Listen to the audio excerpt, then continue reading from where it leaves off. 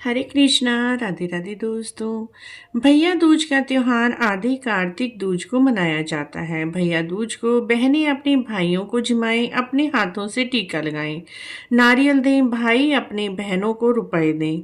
यदि बहन भाई को अपने हाथों से जिमाए तो भाइयों की उम्र बढ़ती है और जीवन के कष्ट दूर होते हैं। भाई दूज की कहानी भी इस दिन अवश्य ही सुने। भाई दूज की कहानी इस प्रकार है। एक ब्राह्मण की दो संतानें थी, एक लड़का और एक लड़की। लड़की बड़ी सुशील थी, वह अपने भाई को कभी नाराज होकर बुरा भला नहीं कहती थी। भाई अपनी बहन से मिलने उसके ससुराल गया तो वह चरखा काट रही थी। तभी बहन का सूत का तार टूट गया। वह भाई के आने का पता नहीं चला। वह बार बार तार जोड़ने में लग रही थी और वह तार जुड़ नहीं रहा था। पीछे मुड़ के देखा तो भाई खड़ा था। भाई से गले मिलकर अपने भाई से आदर सत्कार के लिए पड़ोसन से पूछने लगी। पड़ोसन ने कहा, तेल का चौका लगाकर घी में चावल पकाए, परंतु चौका सूखे नहीं और चावल पके नहीं। दूसरी सहेली से पूछने पर उसने कहा, गोबर का चौका लगाकर दूध और पानी में चावल डालकर खीर बना, भाई को खिला। दूसरे दिन भाई के रास्ते में वह चक्की में आटा पीसने लगी। आटे के लिए चक्की में सांप भी पिस गया, परंतु उसे पता ही नहीं चला।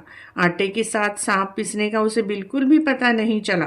उसने उस आटे के लड्डू बनाए, कपड़े में बांध कर दे दिए। जब भाई चला गया तो बहन को सांप के पिस जाने का पता चला। वह अपने बच्चों को पालने में सोता छोड़कर भाई की राह पर चल दी। बहुत दूर जाने पर उसे अपना भाई एक पेड़ की छाया में सोता हुआ मिला। पास में पोटली रखी थी। भाई ने अभी तक कुछ भी नहीं खाया था। बहन ने सारे लड्डू उठाकर फेंक दिए। भाई के साथ पीहर चली गई। रास्ते में उसने भारी भारी शिलाएं उतरती देखी।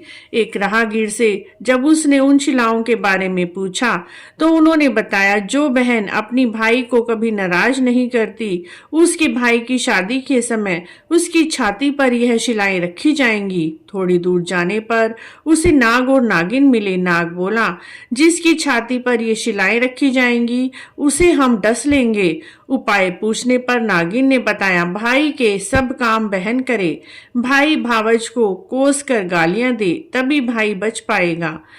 वहीं से वह भाई को कोसने लगी। गालियां देती हुई पीहर पहुंच गई।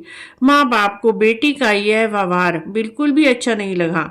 उन्होंने सोचा, पहले तो हमारी बेटी ऐसी नहीं थी, लेकिन अब यह क्यों हमारे बेटे को कोस रही है।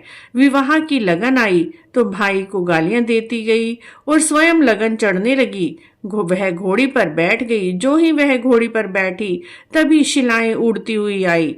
पुरुष के स्थान पर नारी को देखकर वे शिलाएं वापस चली गई। ऐसा देखकर बारात के लोग उसे अपने साथ ले गए। फेरों का समय आया तो उसने भाई को पीछे धकेल दिया और गंदी गंदी गालियां देते हुए फेरे लेने लगी। यह सब स्वयं ही कर रही थी। यहाँ तक कि सुहाग रात को भाभी के साथ स्वयं सोने चली गई। समय आने पर नाग नागिन उसके भाई को काटने आए। वह तो जानते थे, उसने नाग नागिन को मारने की तैयारी पहले ही कर रखी थी। उनके आते ही दोनों को मारकर जेब में रखकर 3 दिन तक सोई रही। सारे मेहमान विदा हो गए। तब उसकी माँ को अपनी बेटी की याद आई और कहा कि इसे भी तो विदा करना है। विदा के समय उसने माँ की उपेक्षा कर गुस्से में कहा, मैं इतनी नीच नहीं हूँ माँ। और उसने सारी कहानी अपनी माँ को बताई और मरे हुए सांपों को अपनी जेब में से निकाल कर कहा, यह नाग नागिन भाई भाभी को डसने आए थे। मैंने अपनी जान पर खेलकर भाई के जीवन की रक्षा की है। इसी भाई के पीछे मैं अपने बच्चों को पालने में रोता चिलकता छोड़कर आई हूँ। मेरे भाई भाभी को किसी प्रकार का कोई कष्ट ना हो। यह कहकर जब वह लौटने लगी तो माँ और भाई उसके चरणों में गिर गए, रोकने लगे। अंदर आ, हम बहुत आदर से तुझे विदा करेंगे। भाई दूज के दिन चित्रगुप्त जी की पूजा के साथ साथ दवात और पुस्तकों की भी पूजा करनी चाहिए। यमराज और उनकी बहन यमुना जी की भी पूजा इस दिन अवश्य ही करनी चाहिए। तो मित्रों, भाई दूज की कहानी पर इस कहानी को पढ़ने से, सुनने से, हुंकारा भरने से भाइयों की रक्षा होती है। बहनें अपने भाइयों को आदर सत्कार से तिलक करती हैं और भाई भी अपनी बहनों को बहुत ही प्यार से उपहार देते हैं। आपको भाई दूज की ये कहानी कैसी लगी? अच्छी लगी है तो please like, share, subscribe. Video देखने के लिए